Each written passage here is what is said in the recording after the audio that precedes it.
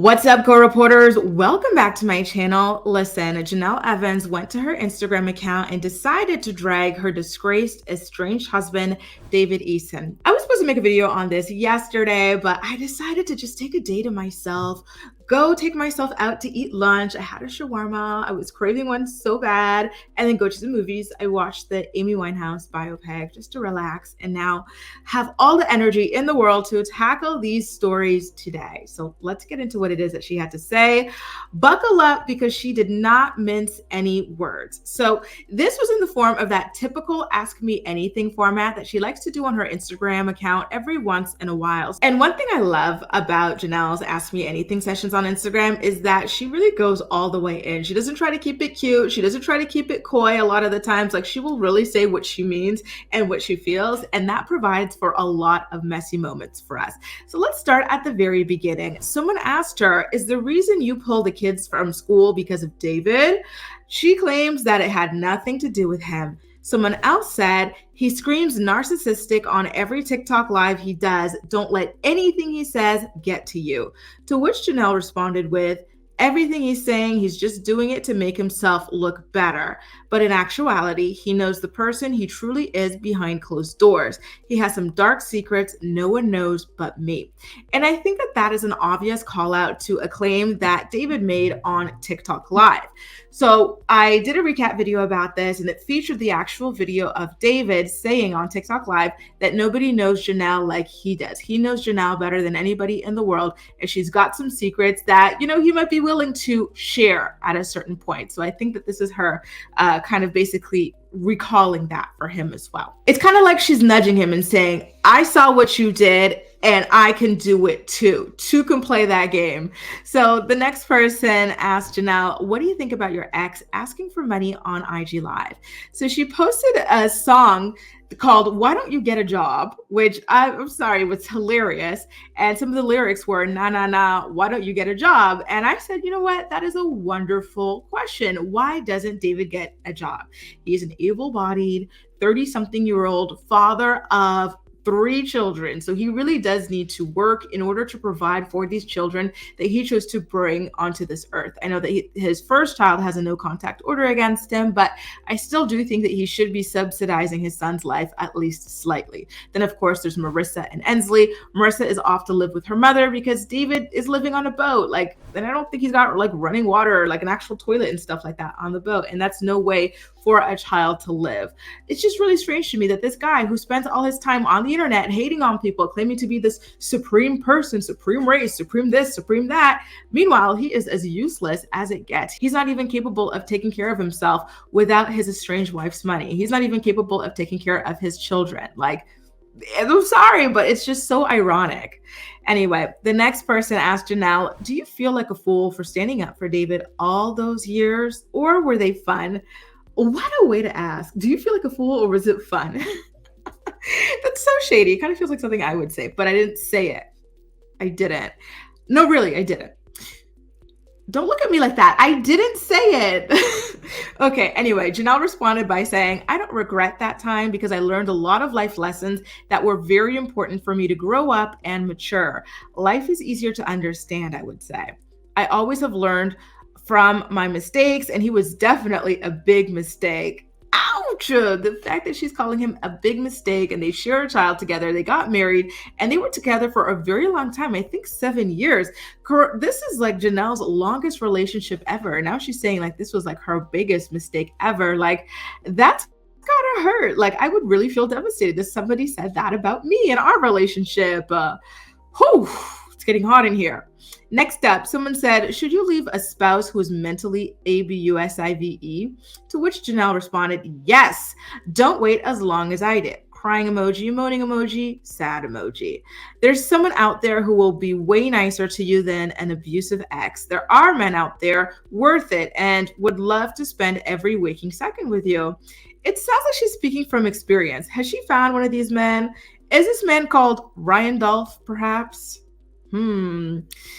Anyway, the next person asked her if Jace was doing better now that David isn't around. And by the way, I think that's a fabulous question because one thing that came out when Jace kept on running away from the swamp was that he told the cops that he would continue to run away so long as David Eason was there. So, I do think it's a fair question to ask how he's doing now that David Eason is no longer there.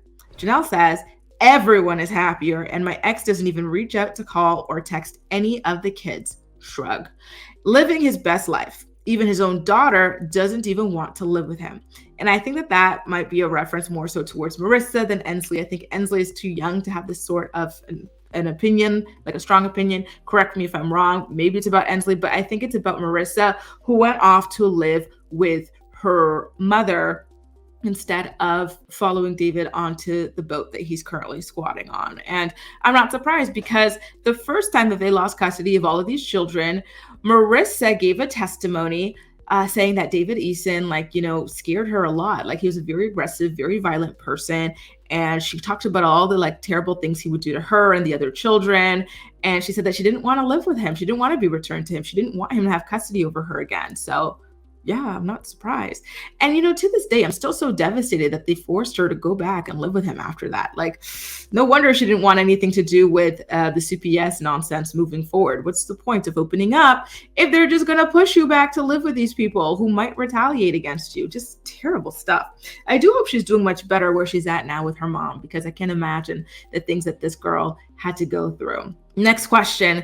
Do you think you'll be ready to start dating again anytime soon, or definitely not for now? And Jenelle, thank God she has wisened up, because she responded by saying that she's focusing on myself and my kids at the moment, but I have a good support team. Upside down emoji, which could be cheeky, but I think it's rather innocent. A problem that Jenelle has always had is that she is constantly running around from relationship to relationship. Sometimes these relationships aren't even over before she's already looking for her next source of purpose, right? I feel like Jenelle is one of those people who really feels a sense of purpose or happiness only when she's in a relationship. It's not something she gets from herself. It's not something she gets from life.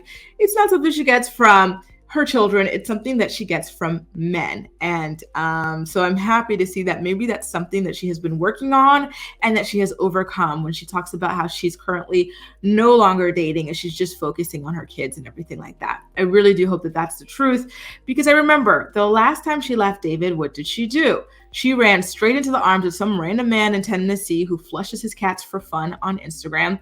And she started a relationship with him, while she was still figuring everything out. She was in temporary housing and everything like that. It was just so typical Jenelle needing a man, and this time, with the exception of Ryan Dolph, who has been in her life for a very long time, we haven't really seen stories about her. So I really hope that that's the case this time. Someone else asked, is Marissa going to be able to continue to visit you and the other kids? It's got to be hard for her. And Jenelle claims that Marissa's actually been in contact with Ensley, which is really nice of her. I'm glad she's staying in touch with the kids. I think it's great that Marissa has been in touch, but the way that Jenelle wrote it, I'm like, so it's Marissa who's trying to get in touch and everything like that, rather than you trying to get in touch with her. Maybe Jenelle just wants to give her space to grieve the loss of the home that she's known for several years now and everything like that. And so Marissa is showing that she still wants to have a relationship with her sister of all her siblings. I think that that's really beautiful. And again, I feel terribly for Marissa. She seems like she just has a sweet, fragile, heart. And just to see everything that she was subjected to in her life and everything like that at the hands of both Jenelle and David, and the chaos and everything like that.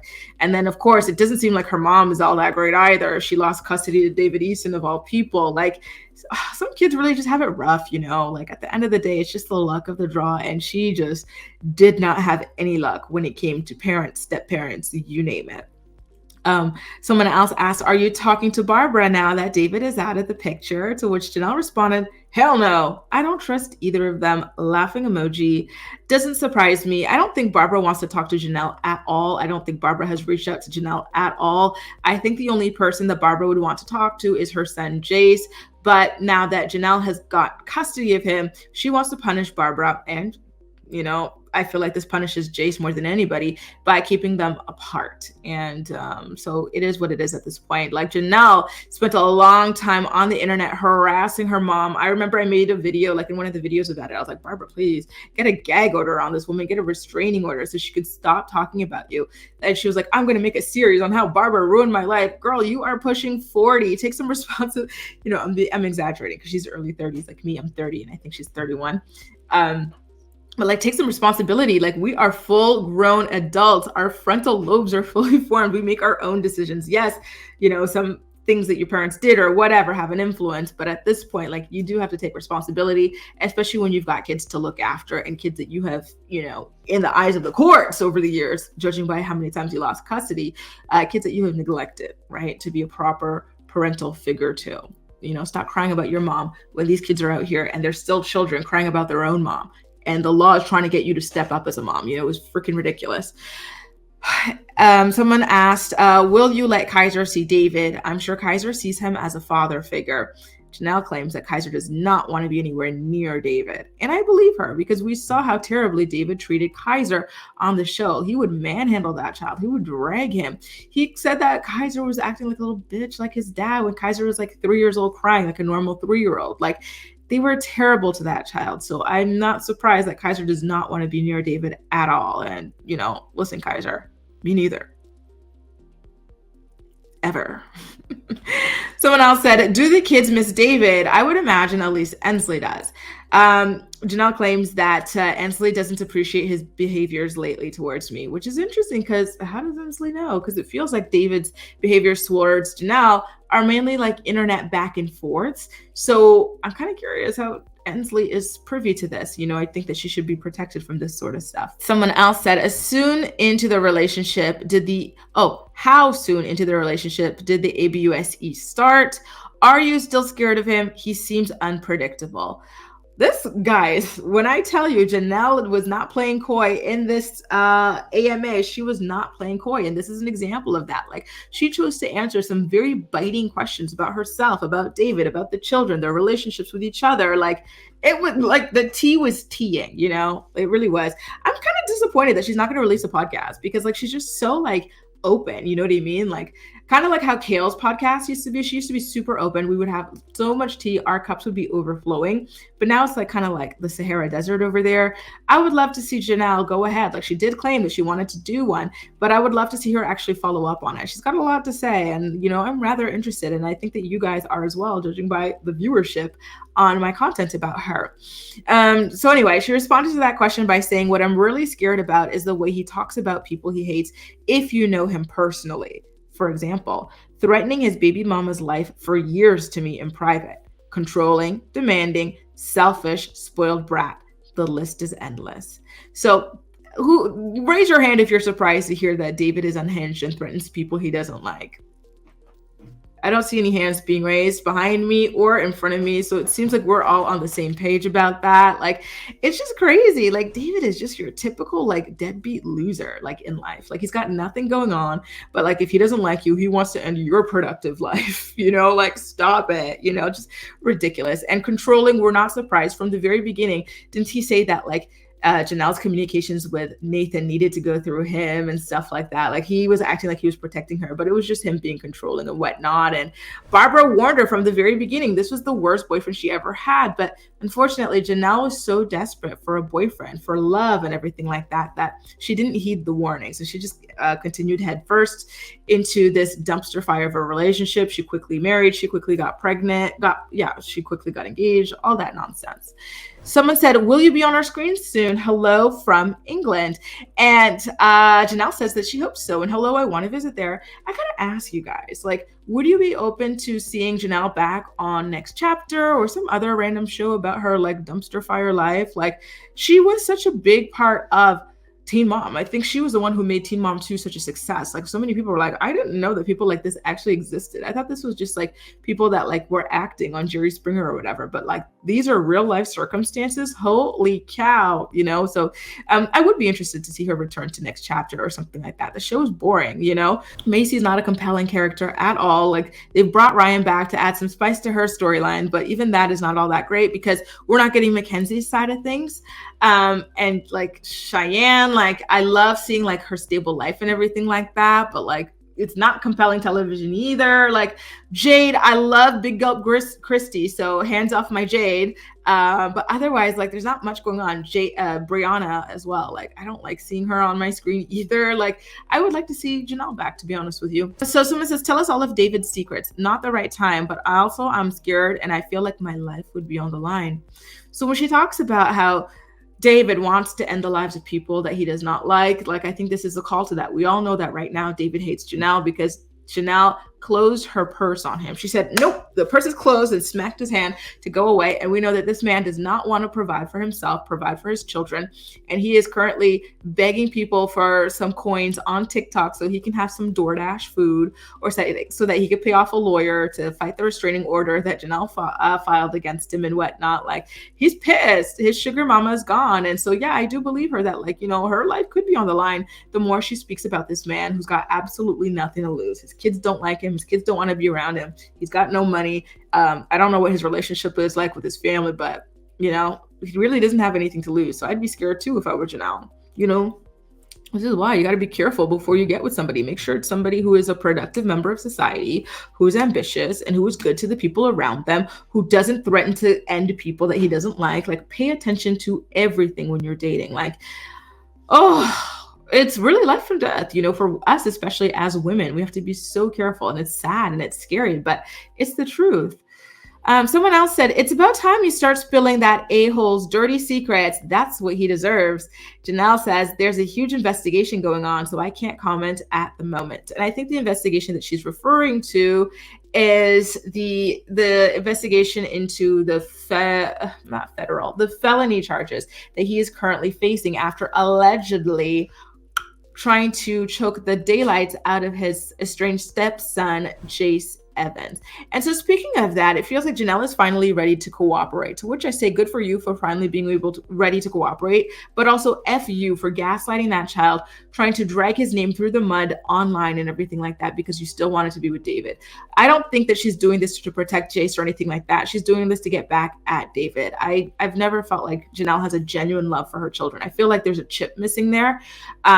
And, you know, it shows in the way that she always chose David over all of these children. The first time David had her lose custody of their kids, actually, she didn't even have to lose custody of the kids. She had to decide, are you going to stay in this house with these kids and kick David out? Or are you going to lose these kids, separate them, traumatize them, and stay in this house with David? She said, why are you even asking the question? I'm staying with him. Get these kids the F up out of here. Like, rent's due. They don't got no money. Get them out of here. F them kids, right? And then the second time, it was a strangulation situation, the alleged strangulation. You know what? I'm not even going to say alleged. David has no money to sue me. Grace, that's rude. But it's true, right? Why are you booing me? I'm right. I'm right. So anyway, after this strangulation situation, what happened? Jenelle got online. She said, you know what? Our family needs to be protected from Jace and Jace's mental health, right? David didn't do anything wrong. I was there when this alleged thing took place. It's not at all what they're claiming. Meanwhile, he caught 2 charges, a misdemeanor and a felony. Listen, I'm happy she's going to be finally talking, but we're not going to celebrate her because she is a POS for what she did to Jace after that. And then at a certain point as well, she posted something to make fun of David and his empty pockets. So someone tweeted, I do kind of love the fact that David is begging for money online and Jenelle is over here getting Brazilian blowouts. And then she posted touche with a laughing emoji. And so it's kind of funny that, like, you know, here she is going on Twitter to find tweets about herself. She wasn't tagged in this, but she posted this so that she could be messy. You know, I think it's interesting how on one hand, you're like, I'm scared for my life. He's so dangerous. He's this and that. And then on the other hand, you're going out of your way to taunt him too. You know, I'm not saying I don't believe her, but I'm just saying it's interesting the way that she is behaving, knowing that she feels this way, right? Someone says, did your husband cheat on you? And she responded with that article with proof that David was saying that she is a filthy hamster and that he misses his ex-wife, wants to get back together with her and have a family with her and Marissa and everything like that. And so it's funny that now she's like acknowledging that this was cheating, but at the time, again, she was gaslighting the public. She went online, claimed that these were lies, these were doctored photos, doctored text messages. We had her audio of her calling David's ex-wife to like confront her about this, ask if they're lying and everything like that. That man really had her head spinning in circles, and I find that sad, to be honest with you guys. Anyway, the gaslighting was crazy, and David is a very threatening person, so I can see why she was trying so hard to not believe this and everything like that. But I'm happy that she has come to terms with reality at the end of the day. Anyway, guys, there you go. Jenelle, she didn't ask me anything session, and she spilled as much as possible, because don't forget, there are certain legal cases unfolding right now. For example, the restraining order, they're in the middle of a separation, and David is currently facing a felony and a misdemeanor charge for allegedly putting his filthy, raggedy, unclipped, unemployed fingers and hands on Jace Evans as well. So I do appreciate how candid she was despite those sorts of limitations. Let me know what you thought about everything that she said. I don't think there was anything shocking, surprising about anything she said, but I do feel like it needed to be said nonetheless. These were great questions you guys asked, and I'm looking forward to more of this like spill sash. And again, I would love for her to launch a podcast at the very least, so she can keep spilling that tea, y'all. Let me know what you think in the comment section down below. Don't forget to subscribe to my channel if you haven't already, and I'll see you in my next video. Bye.